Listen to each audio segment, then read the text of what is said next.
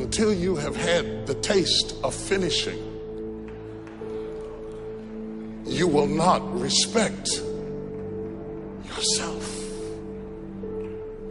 Until you follow through, until something is done, come hell or high water, tears and struggles and pain, and you go through it anyway, and you show up and you continue to fight on no matter the circumstances.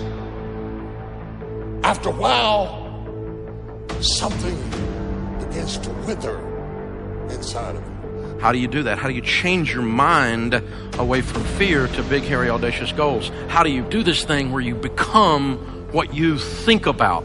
How do you think about something different? Well, you do what you're doing now, but you do it on such a consistent basis that it changes the makeup and the shape of your psyche, your spirit, and your future and your destiny.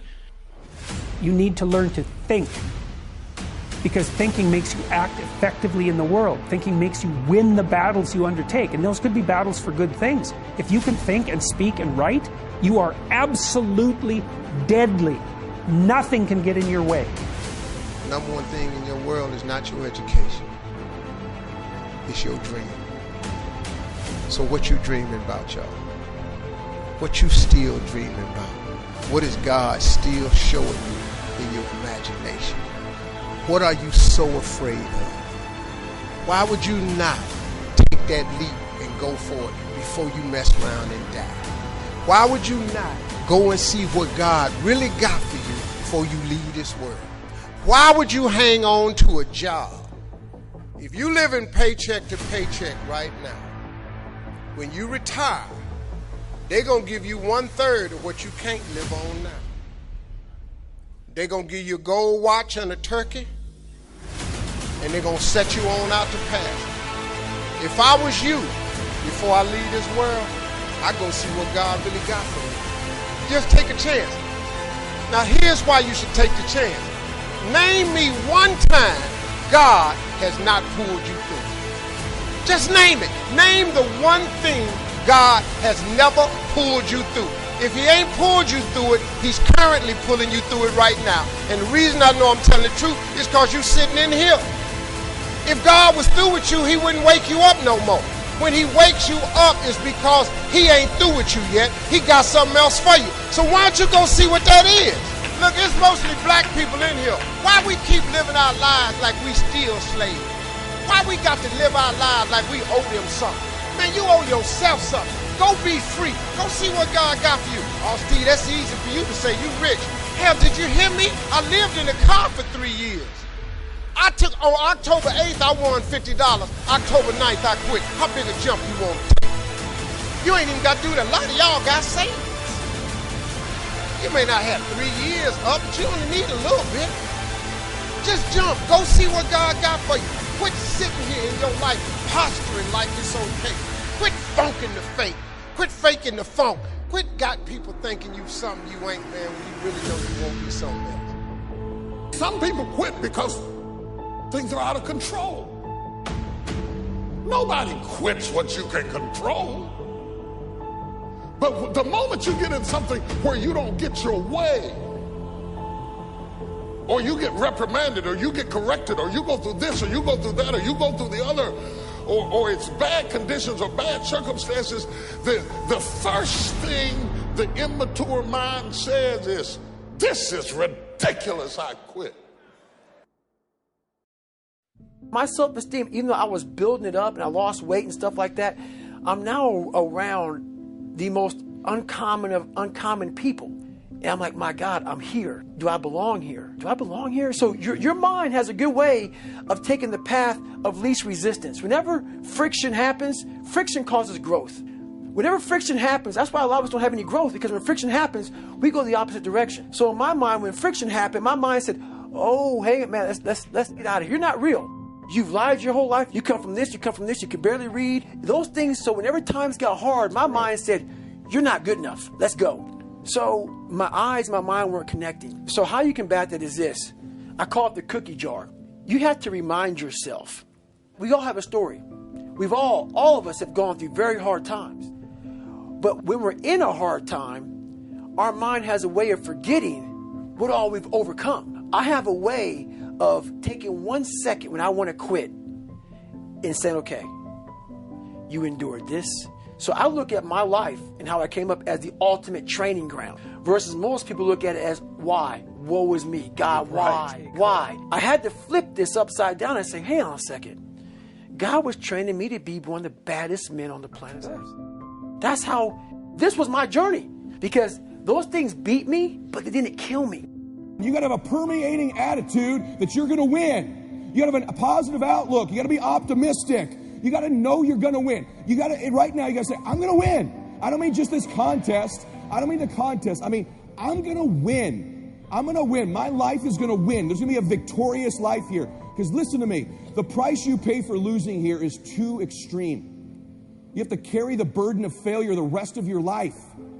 You carry that around with you if you fail here.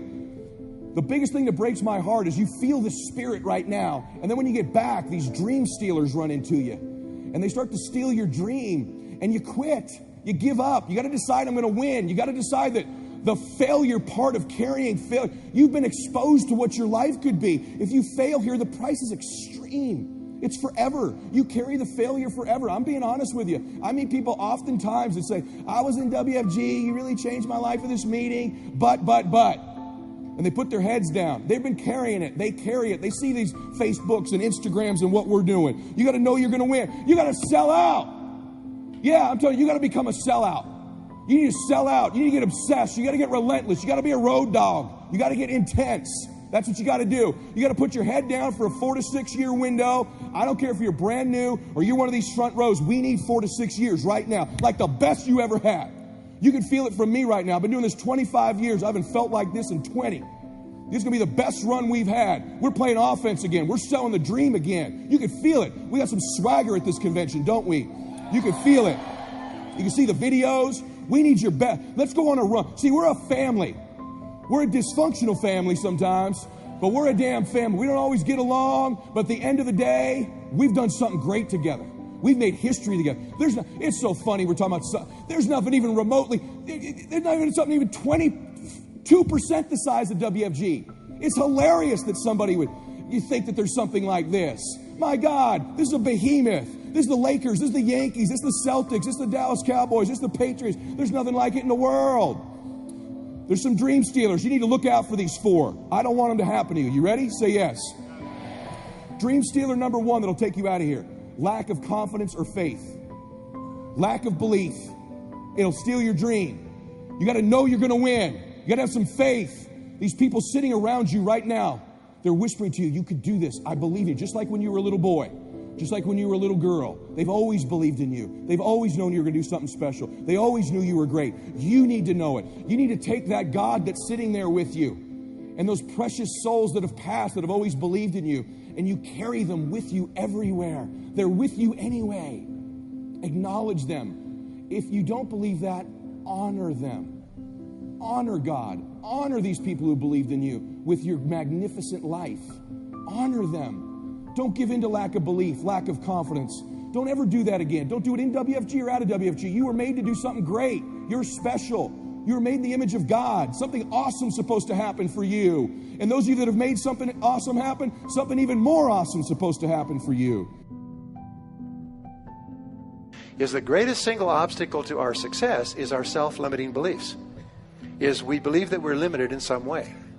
Our friend this morning was talking about the fact that each person is a potential genius, that you have genius inside you, that you have unlimited potential, which is what we agree, we believe passionately.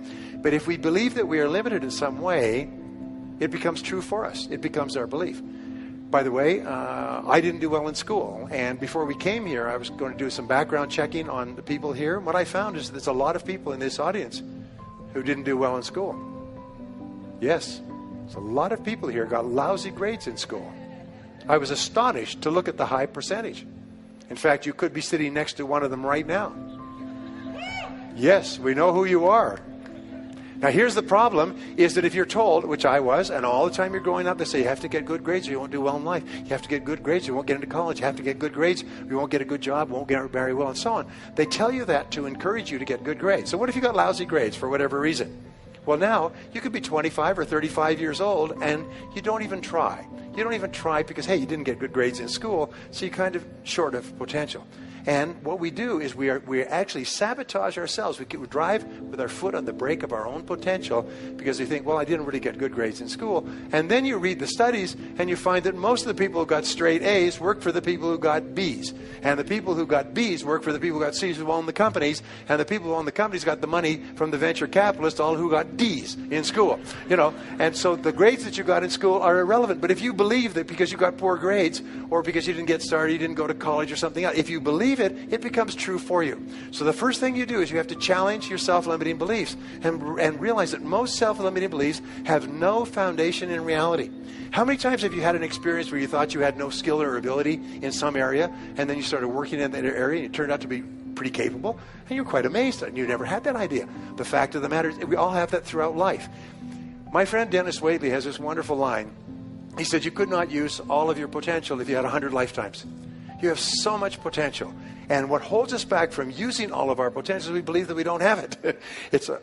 I will never forget the story of this fellow's grandfather came out, homesteaded a piece of land in Alberta, passed it on to his grandfather, passed it on to his father. The father could never make a living on it. Finally passed on to the son. The son was on welfare and raising goats on this quarter section in Alberta. None of the family for 3 generations had ever made any money on this hard scrabble piece of farm. And along came an oil company. The oil company said, can we drill on your land? If we find oil, we'll sign an extraction agreement with you, royalties and so on.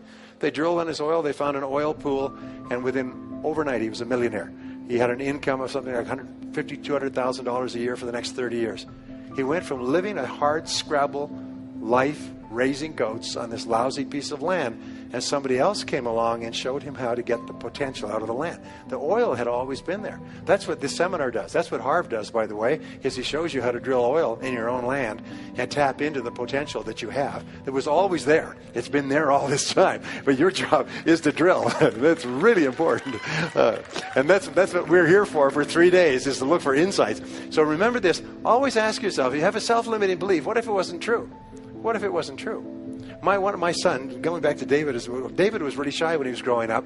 And so I would say, one thing I know about you, David, is you're not afraid of anything. He said, oh, I'm afraid of everything. He's afraid of riding a bicycle, and he's afraid of this. He's afraid of ghosts in the night. No, David, you're not afraid of anything. And I say to Barbara, he said, one thing I know about David, he's not afraid of anything. And he said, yes, I am. We drive along. I say, well, I really admire David because he's not afraid of anything. And I would just say this. And I changed his name to Dave the Brave.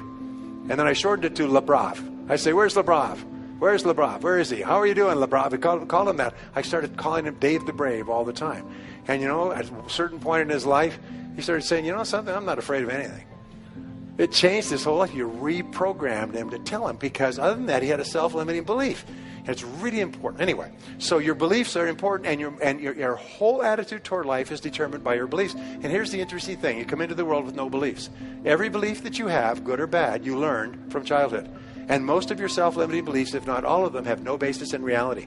Is you have the capacity to do anything, be anything that you want. You could learn any subject. You could become a doctorate in any university. You could memorize and learn languages. And the more you learn, the more you can learn. The more you use your brain, the more your brain is capable of learning more things.